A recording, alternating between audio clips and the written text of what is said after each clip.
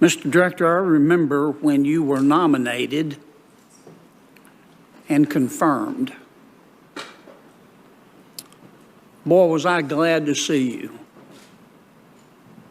I believe then and I believe now that you're not a politician.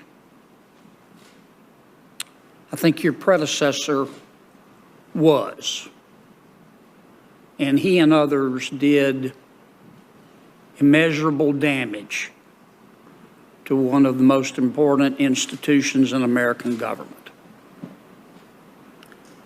Because I believe, as you do, that in addition to the DEA, the FBI is probably the premier law enforcement agency in all of human history, and it should be above politics. For the record, who is Michael Sussman?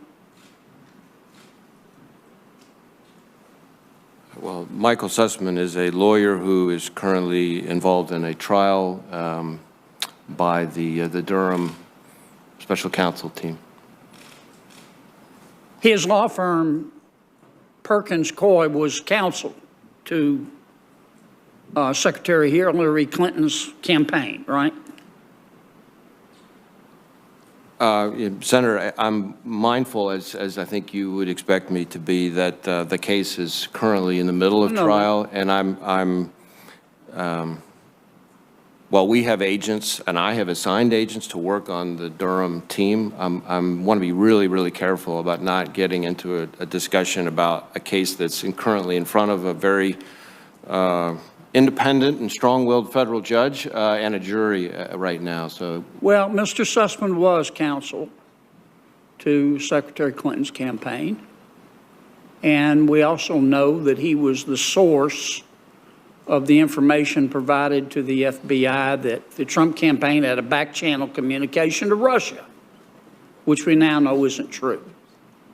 Is it true that Michael Sussman, a partner at Perkins Coie, counsel to the Hillary Clinton campaign, and the source of this information about the allegations regarding the Trump campaign, is it true that he had a badge that gave, an FBI headquarters badge that gave him special privileges in entering the FBI building? well, Senator, what I would say to you is much in keeping with the gracious comments you made at the beginning about my commitment to trying to make sure I do this job the right way. That includes making sure that with a case that is currently in the middle of trial and an investigation being run by Mr. Durham that we are actively helping him with. I don't think I can really get into a discussion of those topics at the moment. When the FBI opened a file to investigate Mr. Sussman's allegations, is it true that the FBI concealed Mr. Sussman's identity? Again, I completely understand your interest in the question, and I respect it, and I just hope you will respect the fact that because I've got agents working with Mr. Durham on the case and they're in the middle of trial right now, I just don't think I can get into a discussion of that here. When the FBI opened its file to investigate the allegations that Mr. Sussman, on behalf of the Clinton campaign, made, now known to be untrue, about these back-channel communications between the Trump campaign and Russia. When the FBI opened the file, is it true that the file said the source of this information was not Mr. Sussman, but the Department of Justice? Again, the same response. These are the very kinds of questions that are being litigated in front of the jury and Judge Cooper right now. Senator Kennedy, I would just urge you to follow a separate line of questioning. As Director Wray has said, he's not going to answer questions relative to this case that's being litigated. I appreciate that, Madam Chair, and you know how much I respect you. I want my time back, by the way. You can have those 3 seconds that I took. No, you talked for about 10 seconds. I'm I'm happy to give you those 10 seconds. Thank you, Madam Chair, and I appreciate your help with my questions, but I can handle it myself. Chris, at some point, you're going to have to address this. And I understand you don't want to address it in the middle of a prosecution. But there are millions of Americans that look at this and think, I'm not saying they're correct, that the FBI has become a political organization. And at some point, you're going to have to address that. The institution is just too important.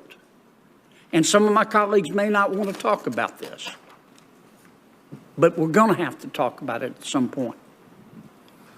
Well, so first off, I totally appreciate your concern about our institution, and I will tell you that what I can speak to now is that I have implemented all sorts of reforms that I've spoken about quite publicly, over 40-plus corrective measures that deal with a lot of the same issues that are at the heart of the underlying investigation. I completely turned over the entire leadership team in the FBI. We've taken disciplinary action where we could, but we've also been in close cooperation and coordination with Mr. Durham, who is the special counsel, and I think that's the best thing I can do to help address the concerns you're talking about.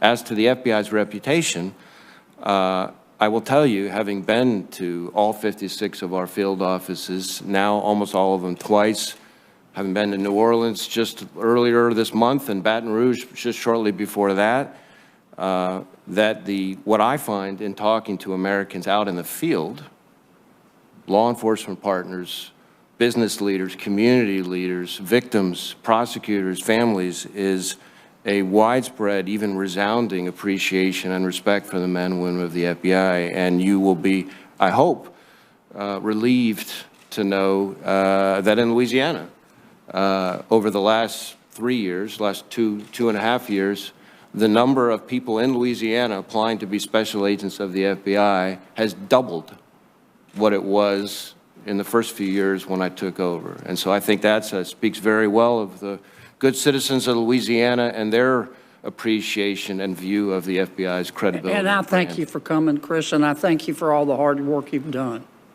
But I'm going to stand by my comments. I think at the right time you're going to have to address this and assure the American people that, Senator Hagerty, that the rot is gone. Thank you. Thanks for being here, Chris. Thank you, Chairwoman Sheen. And Director Wray, it's good to see you here again. I'd like to turn my comments to something very disturbing that's happening right now with respect to the Supreme Court justices. And what we've seen in recent weeks are protests at the homes of Supreme Court justices and their families, something that I think that should be completely out of bounds. It also may be illegal. Federal law prohibits protesting at the residence of a judge with the intent of influencing the judge. And many of the protesters are doing just that, protesting outside judges' homes, attempting to intimidate them, I think, into changing their ruling on the Dobbs case. So, Director Wray, is the FBI in any way investigating these protesters as a potential crime? So I don't want to get into any particular predicated assessment or investigation that we may have ongoing right now. I will say that we're working very closely with the U.S. Marshals, who, as you may know, are now providing round-the-clock security at the justices' homes, and with the Supreme Court Marshal and Supreme Court Police. Together, they have responsibility for protection of the judges themselves and their facilities. But I will tell you this, my view and my instructions to the FBI are that there is a right way and a wrong way in our system and under the Constitution to express what you're upset about and who you're upset with.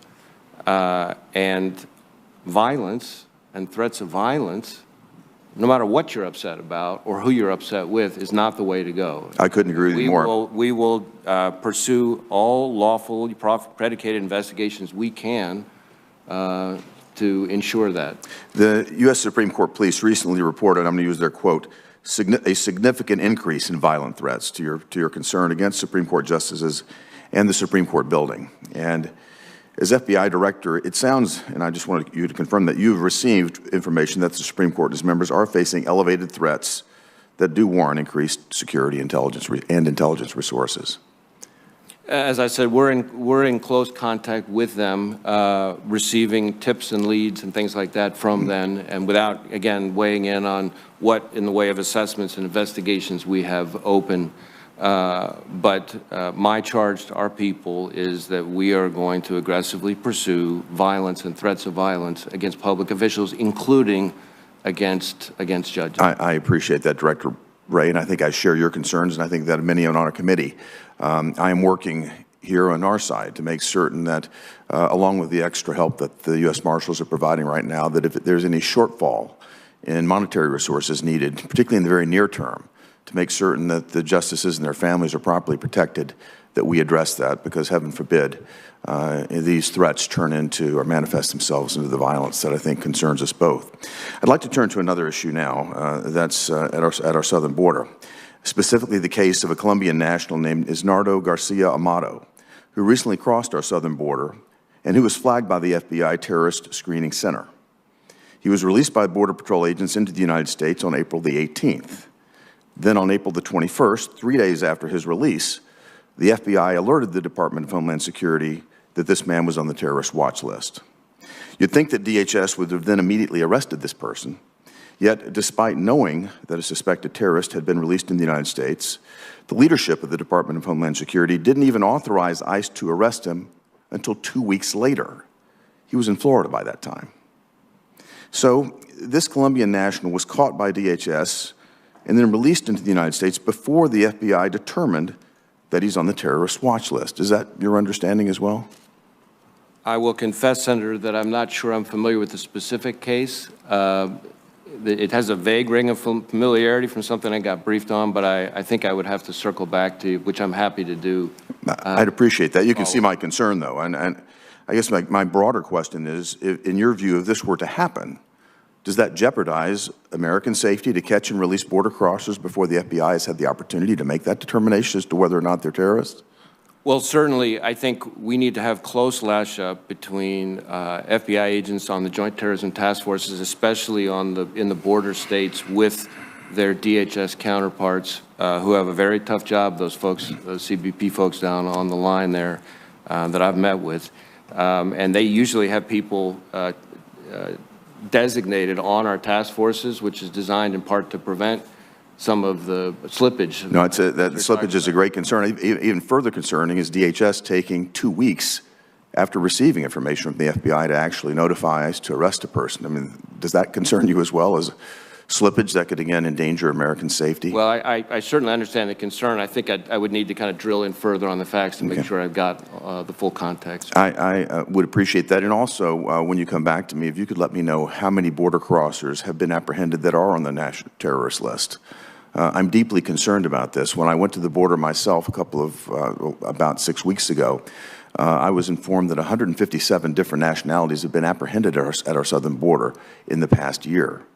That's a deep, deep national security concern, and I would very much appreciate your following up with me in terms of what's known, and also if you have any estimates on what's not known, because I would think that's an even greater concern. Are those people that are coming here using the border, as Senator Moran talked about, for some very nefarious purposes? Thank you. Thank you, Madam Chair. Thank you, Senator.